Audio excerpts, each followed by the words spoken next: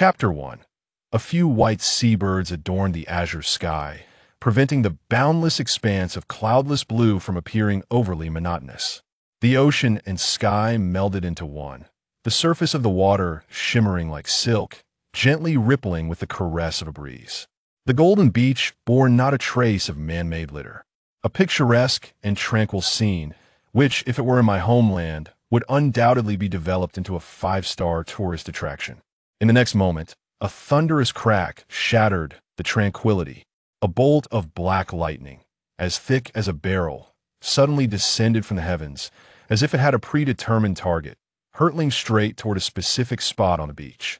With a resounding explosion, the sky seemed to split open, the spectacle grandiose and awe-inspiring, akin to the arrival of the apocalypse.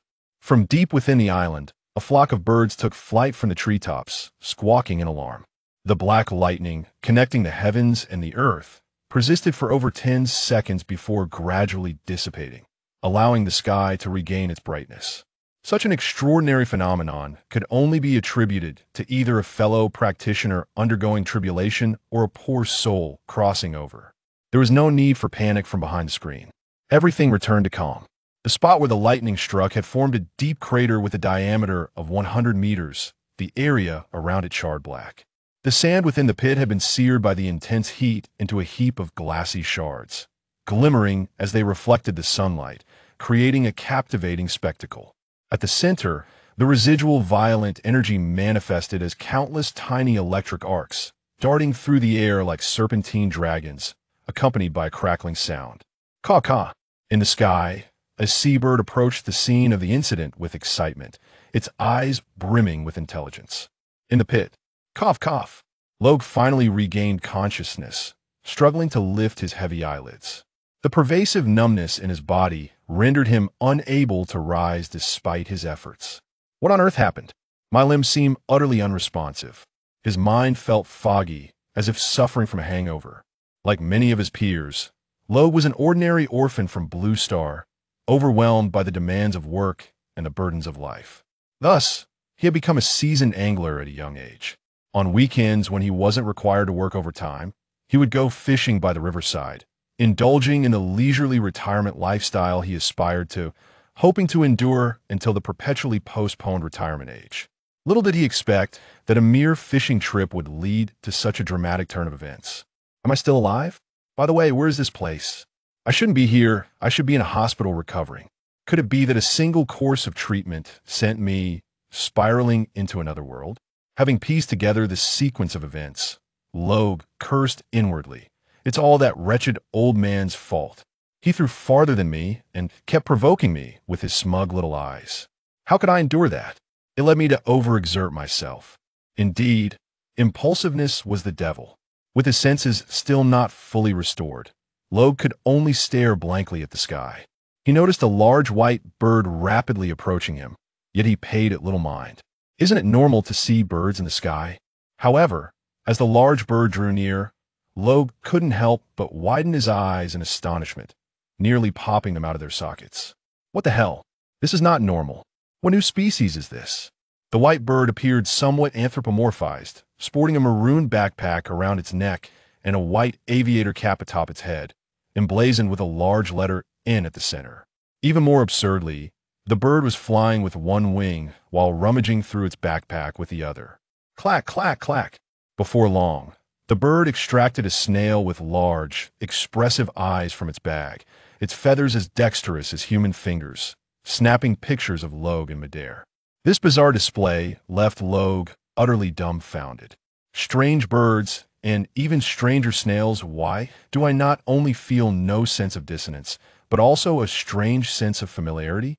Returning to his senses from his initial astonishment, Logue squinted and scrutinized the scene for a while, and his expression gradually morphed from surprise to terror. Good grief! Isn't that the news bird from One Piece? Have I crossed over into the world of One Piece? After a tumultuous internal struggle, Logue was reluctantly compelled to accept this preposterous reality. Caw, caw, caw. This was a news bird with professional integrity, unprompted by any supervisor, driven solely by its own ambition. Upon hearing commotion nearby, it hurried over, eager to uncover a significant scoop. A major scoop. Absolutely a major scoop. The news bird was exhilarated. Assigned to this remote locale to deliver newspapers, its performance had consistently languished at the bottom, and it had intended to slack off. Little did it know that it would stumble upon a fierce battle today. Even from a distance, it could sense the terrifying aftershocks, indicating something extraordinary had transpired.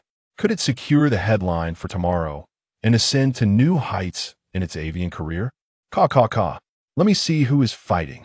As it flew closer, the bird took out a camera bug and snapped several aerial shots of the massive crater. Seeing that the battle seemed to have concluded, it attempted to lower its altitude for some close-ups of the participants. Crack! A bolt of electricity flashed. Logue watched as the news bird, diving halfway, appeared to collide with an invisible barrier, its body convulsing momentarily before going rigid, initiating a free fall. Thud! The news bird crashed heavily onto the ground several meters away, emanating a tantalizing aroma akin to grilled meat. How delectable! Logue's nostrils flared involuntarily, and his stomach growled. Wait, this isn't the time to be thinking about barbecue. Logue's mind was in disarray. This was the perilous and ruthless world of pirates. Although the original narrative presented the adventures of the protagonist and his crew as light-hearted escapades, Logue was not naive enough to believe that all pirates were similarly benign. Fierce, cruel, cunning, greedy, and bloodthirsty, these were the quintessential traits of a pirate. Not to mention mountain bandits, slave traders, and gangs, even the Navy and the world government, who were purportedly embodiments of justice, were far from virtuous. How many peers had come here only to be captured by nefarious individuals and sold to slave traders? The onset of the Great Pirate Era and the ensuing chaos was catastrophic for the common folk. Honor, wealth, beauty, and a vibrant life belonged solely to the strong, the weak, and ordinary were fated to be ground to dust by the tides of time. The notion of setting sail, to fish only to be captured by a fat woman, or looking unappealing enough to board a ship but not to share a bed, or being weak enough to be spared as labor rather than sustenance, while eventually being rescued to embark on an extraordinary life, was merely a narrative necessity. In reality, it was exceedingly difficult for an ordinary person to survive beyond the first chapter. Damn it, all my preparations for soap perfume production, manual steel forging, and optimal gunpowder recipes have gone to waste. As for the 300 Tang poems, was it appropriate to recite poetry to ruthless pirates? This was a world where strength dictated reason. Logue sighed regretfully, but then he felt a sense of resignation. Well, I'm here now. It's just the world of pirates. Armed with my extensive knowledge as an excellent young person of the 21st century, coupled with my deep familiarity with the plot as a seasoned fan, there's nothing to fear. Perhaps due to the sacrifice of the news bird, the residual power of the lightning finally dissipated entirely, and Logue's numbness finally faded. He managed to prop himself up on his knees and shakily rise from the ground. Is this a child's body? Logue glanced at his small hands and touched his face. Delicate skin, naturally black hair. I should be quite the handsome lad. It's a pity there's no mirror. After a moment of silence, he suddenly grew anxious and rummaged through his pockets. Fortunately, it's still here. Logue breathed a sigh of relief, though small. It was all intact. Isn't the pirate world supposed to be filled with formidable individuals? Why don't I feel like I could easily punch a cow to death? Having adjusted to his body, Logue was somewhat disappointed to discover he was not some destined hero. It seems that to enhance my strength, I need to acquire a devil fruit. I dare not dream of a mythical or Logia type. Even a paramecia would be splendid. With my imagination, I could make it truly extraordinary. If all else fails, an ordinary Zoan type would suffice, provided the transformation isn't too grotesque. I'll seek a strong ally or a dog to master my skills before venturing out to sea. Power, wealth, beauty, ha. Lost in fantasy, Logue wore a lecherous grin, occasionally emitting strange chuckles. So who am I? Where am I? Logue snapped back to reality, beginning to take a serious look at his surroundings. He observed that he was encircled by several-meter-high earthen walls. Due to his height of merely 1.4 meters, he could not see outside. Thus, Logue was unaware that he was actually situated within a circular pit with a diameter of 100 meters. The pit was littered with black ashes and a pungent, burnt odor lingered in the air. What is this? Am I in a wish fulfillment story? Did I cross over with extraordinary abilities?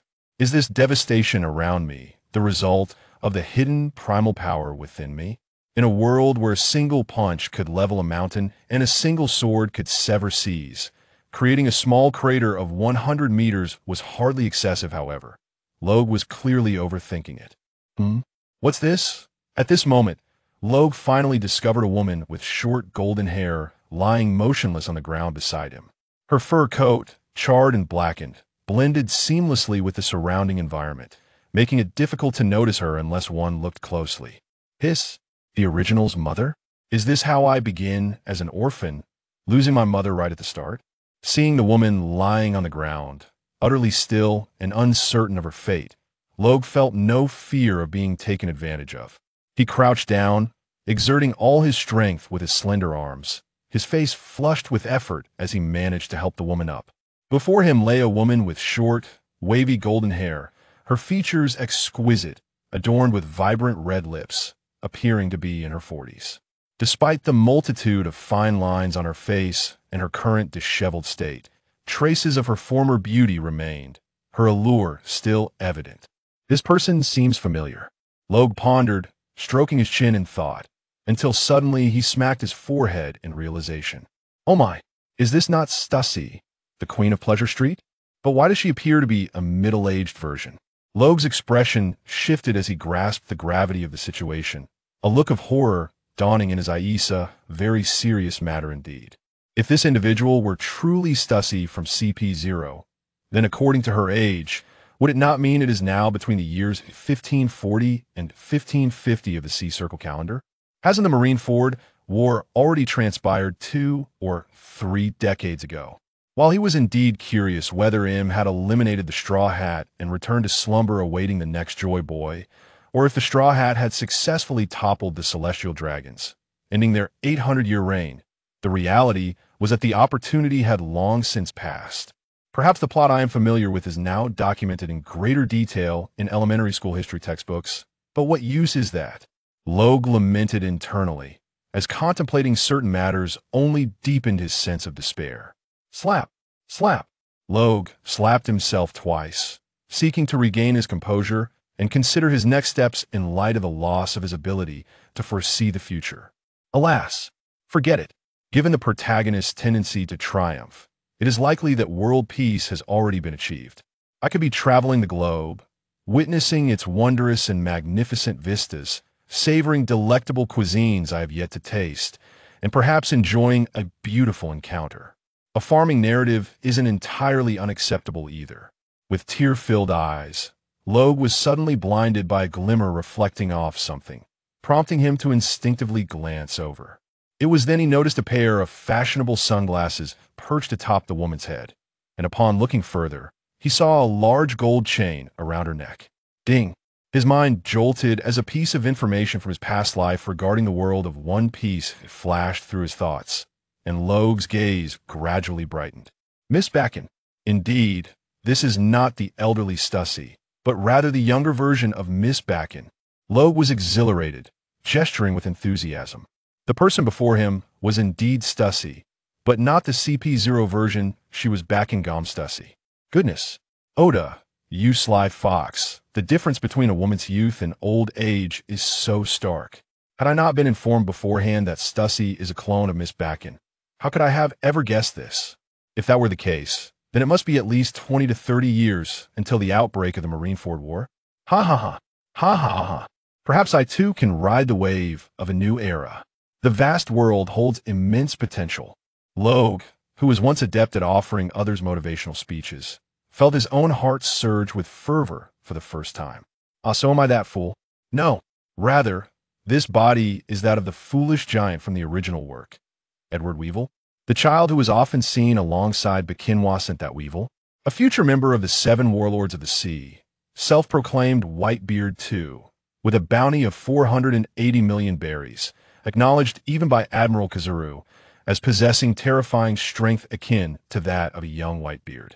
Just the thought of Weevil's silly face and the snot hanging from his nose made Logue momentarily dread looking in the mirror, Yet he could only console himself inwardly. Well, let it be. Yes, I may be unattractive, but strength is what truly matters in this world.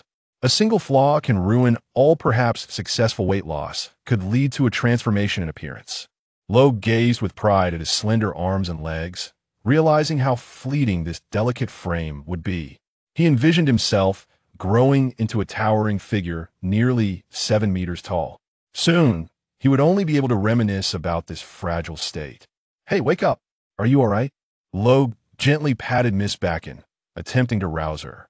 Though this elderly woman was not known for her benevolence, Weevil in the original narrative was a fool, lacking a sense of good and evil, often committing acts of arson and robbery under her command.